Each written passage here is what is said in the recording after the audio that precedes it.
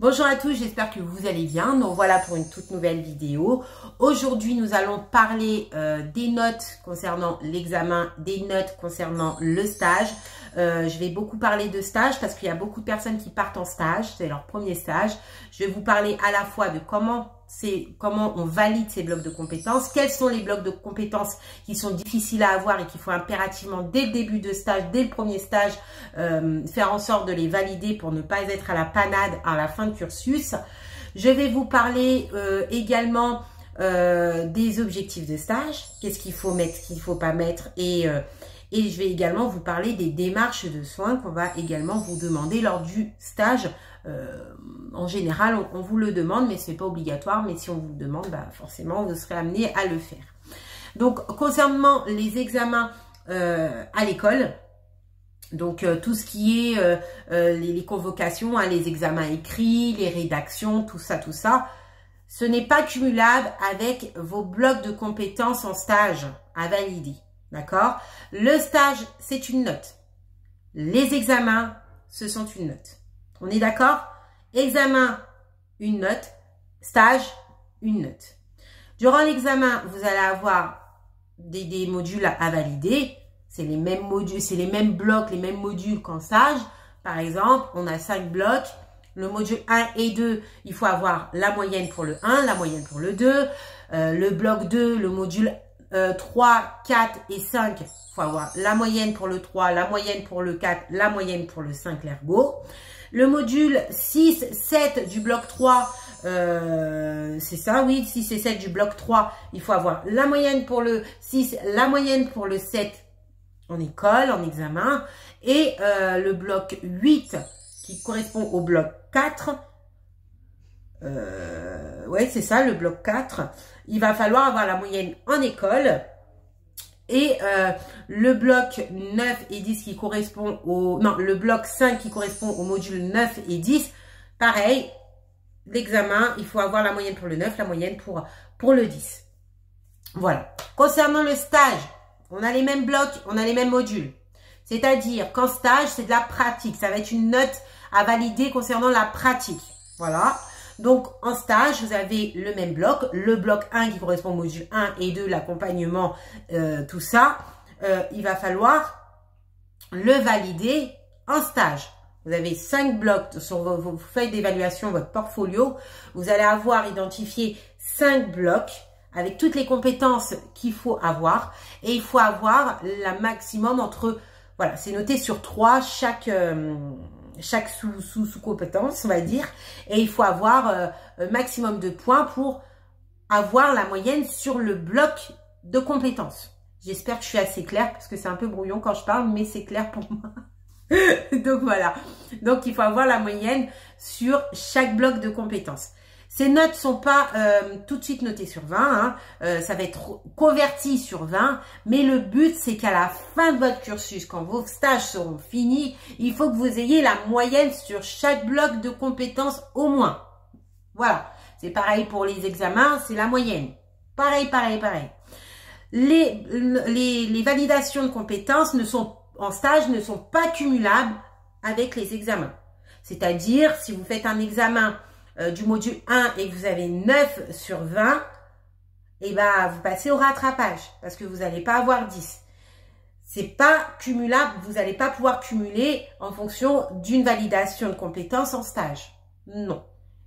L'examen, c'est l'examen. La validation de pratique de compétences en stage, c'est autre chose.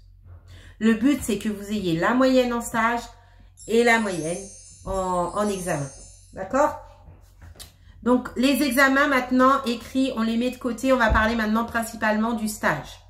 Durant ce stage, voilà, vous allez être observé par votre tuteur, votre tutrice et l'équipe en soi, ainsi que la co, etc. Dès le début de stage, c'est important, même si on ne vous le demande pas, de faire un point sur vos objectifs. Je vous conseille de mettre pas plus de 4 objectifs parce que sinon, on va vous solliciter de partout.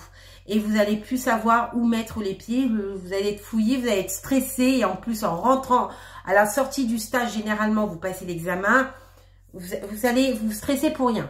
Mettez juste 4 objectifs, mais des objectifs clairs qui semblent logiques pour vous. Moi, si je peux vous conseiller vraiment, c'est que dans vos objectifs, vous faisiez transparaître ce module qui est ces compétences qui sont difficiles à valider en stage. Petite anecdote, par anecdote, mais petite information, il y a eu beaucoup du nouveau référentiel de l'année dernière qui sont dû passer après leur cursus, refaire un stage pour pouvoir valider des compétences qu'ils n'ont pas réussi à valider tout au long de leur cursus. Et ces modules-là sont le 6 et le 7 qui correspondent au bloc de compétences que je regarde bien, numéro 3. D'accord? Donc, la relation avec les pairs, hein, transmission, tout ça, s'il vous plaît, dès le début de stage, c'est pour vous que je dis ça, c'est pour vous aider parce que vous allez vite vous en rendre compte qu'ils sont très compliqués à valider. Vraiment, mais quand je le dis, mais vraiment, vraiment, vraiment, validez-le. Essayez dès les premiers stages, c'est-à-dire intégrez-les, s'il vous plaît, dans le premier objectif. Vous allez faire un objectif de stage. Voilà, vous dites tout simplement, voilà, moi vraiment, mettez-le, mettez-le. Je ne sais pas comment vous le dire, mais c'est un conseil, mais un conseil en or que je vous dis, parce que vraiment, vraiment, c'est, vous n'allez pas être diplômé de sitôt si vous ne le validez pas. Hein. Voilà, dans l'objectif, dire tout simplement, je souhaiterais, durant ce stage, avoir comme objectif de valider ce bloc de compétences sur la relation et la communication avec les pairs. Voilà, tout simplement. Dites-le, je sais pas, mais faites-le. Il faut absolument que ces blocs de compétences soient validés. Les restes des blocs sont simples à valider. L'accompagnement, vous allez accompagner dans votre stage. Si vous ne le validez pas, c'est qu'il y a un souci. C'est que vous êtes resté dans votre coin. Hein. Le module 2, c'est pareil. Le module 3, le 4, le 5, l'ergonomie, vous faites, hein, vous voyez, vous faites celle qui va apprendre, qui fait attention à elle, qui baisse bien les jambes. Et puis, sollicitez, faites-vous montrer aussi un petit peu, hein. Bon, pas trop, mais quand même un petit peu. Faites-vous montrer sur vos gestes, vos postures, au niveau de l'ergo, voilà. Donc ça c'est plutôt encore jouable. Hein. Au niveau du 4 et du 3, voilà, hein, transmission, s'intéresser aussi à la pathologie des patients, mais ça, avec votre démarche, des démarches cliniques, hein, votre démarche de soins, vous allez pouvoir valider ces compétences. Hein.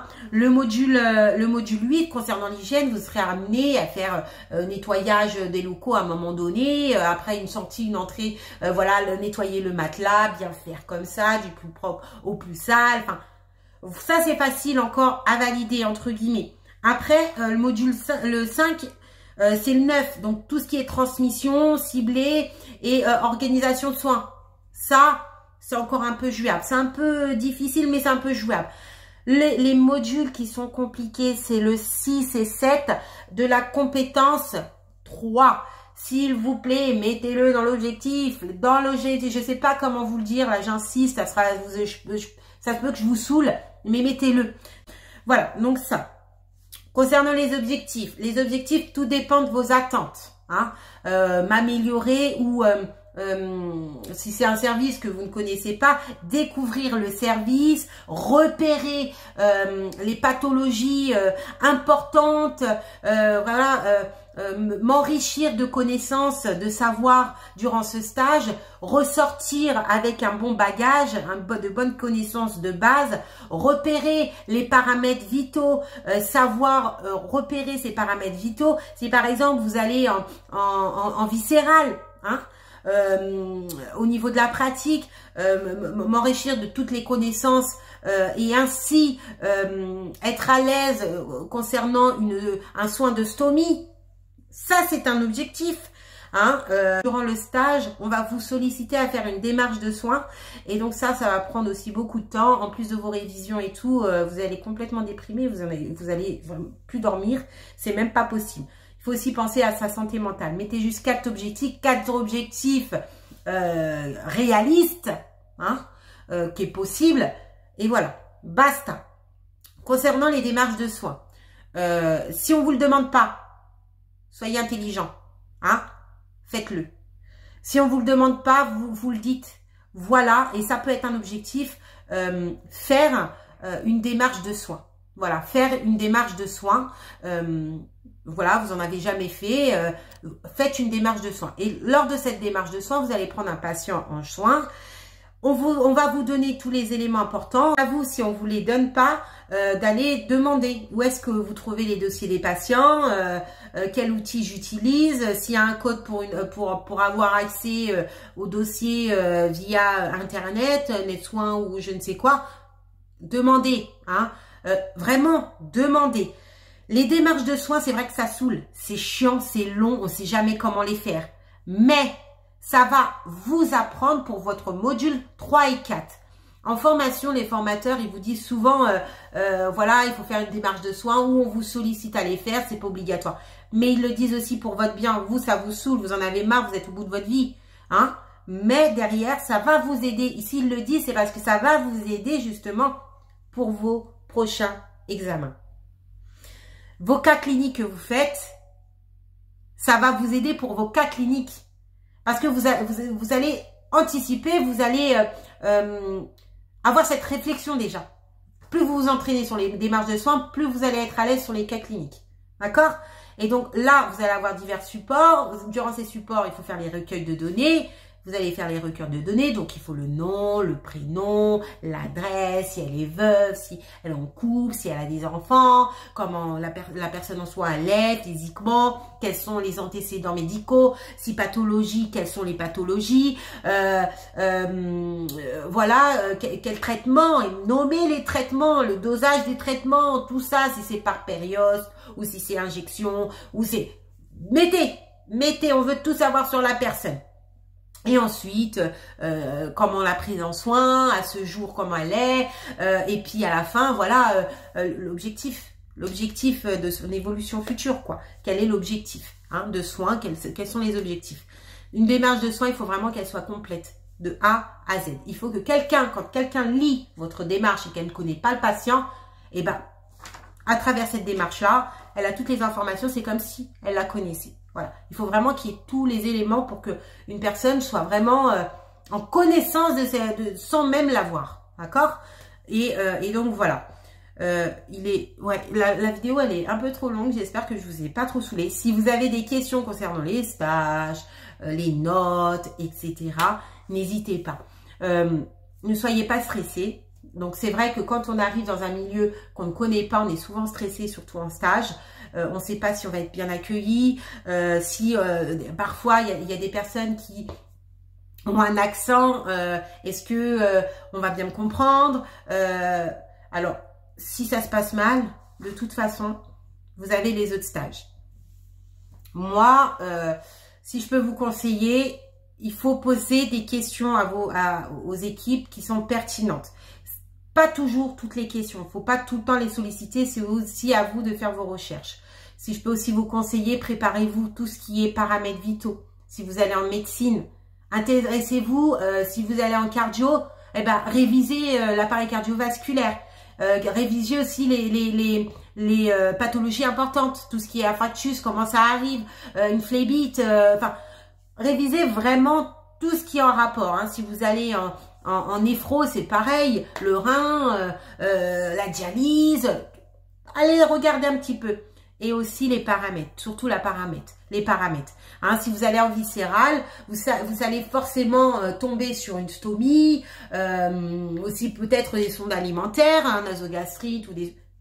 Ah, c'est pas grave, vous regardez un peu sur Internet ou sur vos bouquins, mais vraiment anticipez la chose. Vous allez en unité Alzheimer, vous savez que vous allez avoir des patients en charge, en soins, on dit plus charge maintenant, qui ont des soucis de compréhension, etc., etc. Eh ben, anticipez comment je prends soin d'une personne qui a maladie d'Alzheimer avancée. Quelle sera ma posture, hein, quelles sont les attentes du service. Voilà, vraiment, boostez-vous au maximum. Si ça se passe mal, si l'équipe vous accueille mal, s'il y a un manque de personnel et que vous êtes sollicité au taquet, etc., etc., quand vous rentrez chez vous, vous pétez un coup. Voilà. Vous faites page blanche.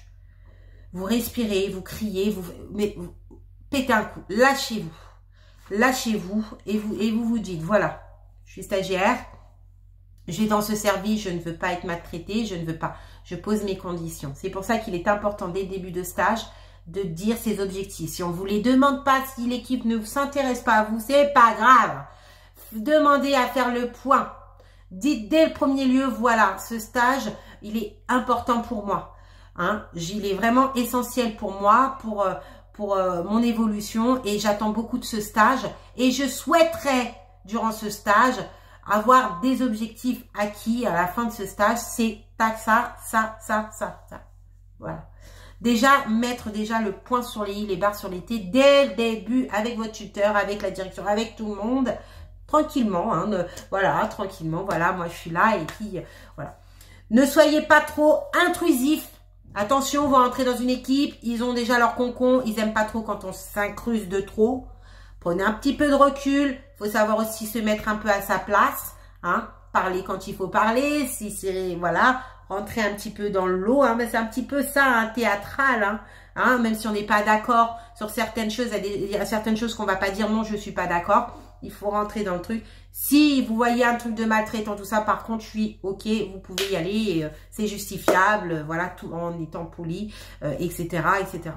Mais le stage, c'est bienvenu dans le théâtre.